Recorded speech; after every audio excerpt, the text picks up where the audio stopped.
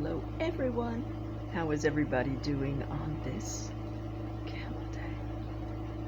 Lavender Rose here, and I was thinking earlier, I was talking to my son and we got into the Native American birthday signs. So first I'll do that, and then I want to talk a little bit about, have you ever thought, I'm sure not everyone does, but have you ever thought that when you go to the other side that you might want to, if you come back and say hey to your loved ones, will you come back like you are? Or would you go into an animal, show up as an animal? Probably be less scary, because that's how it started off, my son and I talking. He was into like butterflies and things, and he was like, if you come back after don't just spook me, and come back it's like a butterfly or something. That sort of started with his grandma, her mom, so his great grandma had a best friend, and they always made a pact that if one of them died, they would say goodbye. And when his great grandmother's friend had died, and this is many years, she was in bed one night, and all of a sudden she woke up and her friend was standing in the doorway. Just happened for a second, and then she left. She's just letting her know she passed away. But that sort of freaked my son. That story always freaked my son out. I think that if it's somebody you really know and love and we're really close to, I don't think it would be so scary. But but we'll first do the birthdays. Okay, we'll start with, because this leads into January, we'll start with December 22nd into January 19th. Not sure what that would be for real. I mean, if you're doing by the Aquarius, maybe. But in Native American, it stands for, and they use animals for all this, goose. Goose people are usually the organized people, the ones that are there. I think they're more serious. I don't know necessarily all these, so I'm just adding that in there. They're the ones that, not that others aren't, but they're the ones that are probably more likely to get into the scholarly things in the school. I know one, and she's very organized. She always got straight A's, and when she did get once or twice get a B or a C, it was the end of the world to her. She did actually get to be valedictorian, and she's always cheerleader and everything. She had it, But I kind of think she felt a little pressured into it, but it could also be the goose in her. Obviously, a goose person is most likely never going to have a dirty, messy house or anything else. They're all orderly, and nothing wrong with that, I suppose. Just have to take a little time to have fun and relax. I'm not sure she ever does that very often. And the next one, which is January 20th to February 18th, that's the Otter. Those are the playful, flirty, and the people that you meet them and they're really gregarious, they're nice, they're fun to be around. But, and this goes for, like, if you're thinking about maybe being in, if you're like a man and you're into a woman otter, or you're a woman into a man otter, you have to know that not always when they're friendly or flirt-ish do they necessarily serious about it. They can be. I'm just saying sometimes they're more the playful type, And then the next, February 19th to March 20th, those are the wolf people.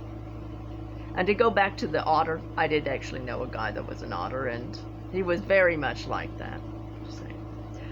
But the February 19th to the March 20th is the wolf people. they're really pretty fun and easy, I think, to be around. They're more, I don't really know. This one.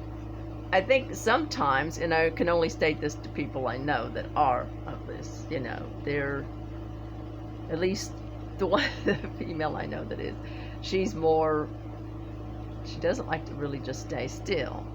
She's always likes to be doing something, you know. I don't know about all of them. Okay, and March 21st to April 19th is the falcon, which is like a hawk.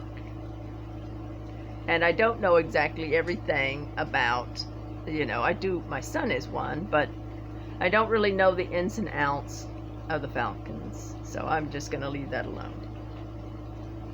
And, yeah, there's a cat over there.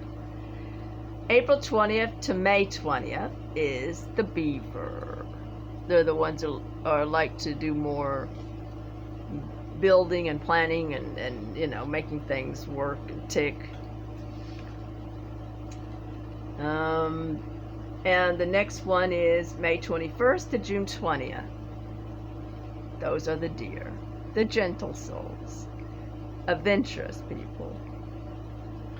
June 21st to July 21st, the beloved woodpecker people. My late fiance was June 26th born, so he was a woodpecker. And that goes into some of the things I want to talk about in a minute. And July 22nd to August 21st is the salmon people. Again, not really know much what to say about the salmon people. August 22nd to September 21st is the brown bear people. They said brown bear, so, you know, I put that in there, so. They're the bears. September 22nd, which is when my oldest son is born, exactly September 22nd, to October 22nd is the crow people. I have two sons. One's a falcon and one's a crow. Huh. And October 23rd to November 22nd, that falls into my category, since I'm November 5th. We're the snake people. No pun intended, I'm not a snake. I am not a snake. No, snakes are fun. You know, we get rid of the, I think we're easy adaptable in a lot of ways. We, you know, we can shed the old skin and get more into the new, I don't know, something like that. And last but not least, November 23rd to December 21st, which would normally be Sagittarius, right? Which was my late husband's, fell into that. The owl people. And they also like to usually go out and, you know, be more adventurous and troublesome. And to tell you that little story, I know I told it in here before, but it's been a while back, and so way down in the video thing. When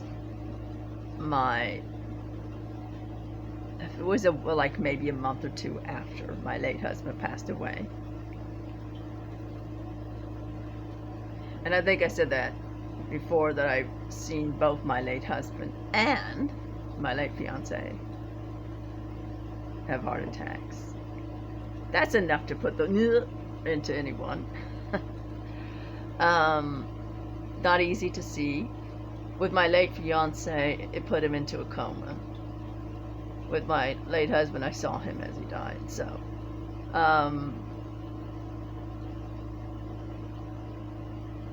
like a month or two after he passed on, and I was still trying to adapt to, because the first time I was really on my own, you know. I remember I was out walking my dog. I had a Chow Australian cattle dog at the time, Bucky, and I was feeling really, there I am. seeing my, I always was the type to feel really healthy and not really think about anything, death or anything. But it sort of put a new thing on it, you know what I mean? A new, So I saw, it was hard on me. I kept thinking, something gonna happen to me. What's wrong with me? My thyroid thing started acting up more because I was more stressed. Sometimes I couldn't really almost swallow very well, so it was really, I was out walking Bucky, and I saw this red shoulder hawk. It was a red shoulder hawk. There's a little differences between a red shoulder hawk and a red-tailed hawk. And it was up on the branch in a tree, and it was looking at me, and it was making, its noise, which is really nice. But the way it was seemingly looking at me was making me a little bit freaked out to some extent. So I walked over thinking maybe it was territorial or something. I walked Bucky to a different spot. It followed us, and it went to the tree right beside us and did the same thing. And I was like, It must have a big territory. I was still not getting the picture right. And I went again to a totally different area. And it followed again and made the same noise. And I was starting to get a little bit, the thing up the spine and everything, And, I was really getting a chill up the spine. Not necessarily in a bad way, but I think this has got more meaning than territory. And then I went to walk Bucky over close to the, to the backyard, and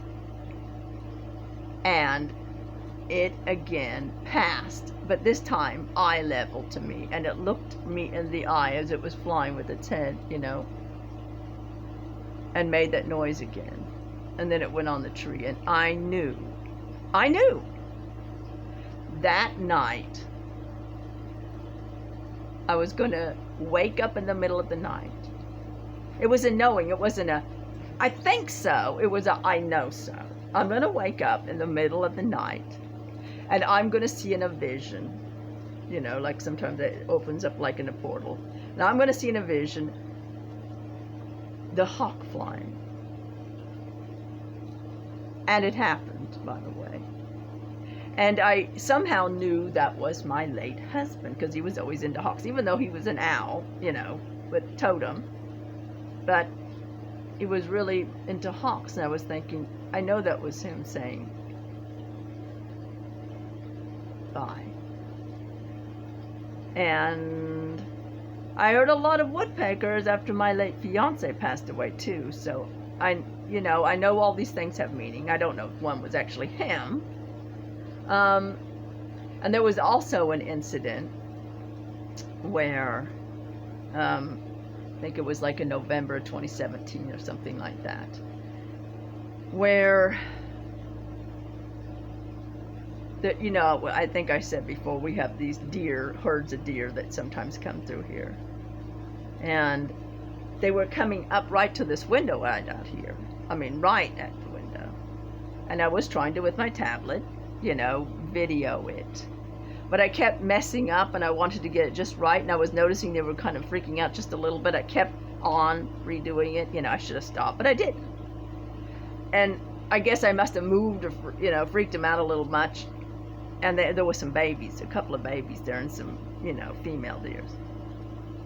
And they all ran. And there's like a barbed wire fence out here. And they ran, and one of the babies got caught. It got its neck wrapped up in the barbed wire. And the others, of course, they just took off. That they're just being them, I went out, and I stayed with it until it, passed on, because it broke its neck. I could tell it seemed to like that I was there. I buried it in the backyard out there. And somehow, I don't know why, but somehow I had the feeling that when I do pass away someday, even though I don't like to talk about that kind of thing, that it's going to come greet me almost like a guardian. Possibly. I don't know. But wouldn't that be cool? My son said, if you ever come back as a deer or something. Don't come back as a person. But anyway, just a few things to put out there. And I wish everyone a wonderful Camel Eve and a wonderful Thursday ahead. Over and out.